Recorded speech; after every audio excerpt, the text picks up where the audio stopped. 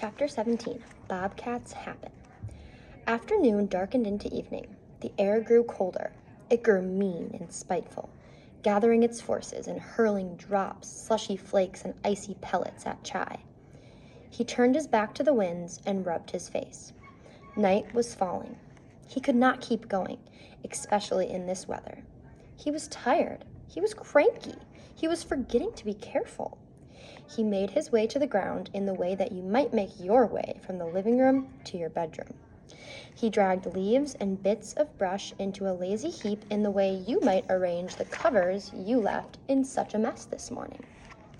This is fine for you. There are probably no bobcats lurking in the bathroom, waiting to pounce on you as you pass by. The bobcat may have been tired and cranky too. Maybe that's why he carelessly snapped a twig as he moved closer to the tasty snack that he had suddenly come into view. Chai's fur stood on end.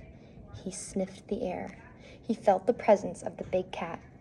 Fear gave him one last burst of energy, and he took off, his paws barely meeting the ground. Aware of nothing but the need to hide, he frantically scanned the murkiness ahead. Was that a crevice? It was. Hallelujah. In he went. It was narrow, not too deep, but deep enough. Deeper than the length of a bobcat's arm. He flattened his back against the wall and pulled in his gut. Almost immediately, bobcat claws reached in, exploring. Chai felt the pointy tips graze his fur hairs, but he did not move. He did not breathe or make one sound. The bobcat withdrew his paw and sniffed at the opening of the crevice. Satisfied that the snack was still in there, the bobcat lay down. The fact that the crevice was in the entry to a small cave was a piece of good luck for him. Sheltered from the storm, he settled in. There was a little empty place in his stomach that he wouldn't mind filling, but he wasn't in a hurry. He could wait. His eyes sucked in the last shreds of light the stormy evening had to offer and reflected them back out into the darkness. They appeared to Chai as faint yellow spheres within the large black bobcat shape. It was hard for him to separate the bobcat from the general darkness, except that the cat was darker and closer and warmer.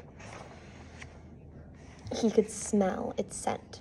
He could feel its warm breath waft over him in waves when the bobcat exhaled.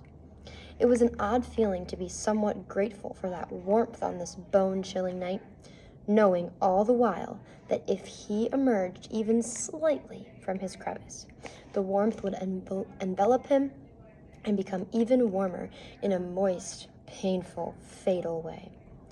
The thought gave him pause. Or rather, pause. Ha. He smiled weakly at his little joke. The situation was not funny, though. In the chill between bobcat breaths, Chai shuddered. He looked out at the yellow eyes and the black shape. He felt the warm breath. He was hungrier than the bobcat was. He was on the verge of fainting from hunger, mixed with terror. After a time, he slumped, not so much falling asleep as collapsing. It was as if his body said, "If this is the end, I'd rather not know about it." Still pressed against the wall, the bottom parts of him slid out away from it just a little, within reach of the bobcat, although he wasn't paying attention just then. A note. Maybe you have heard the expression between a rock and a hard place. Now you know what it means. The hard place in this situation was the bobcat.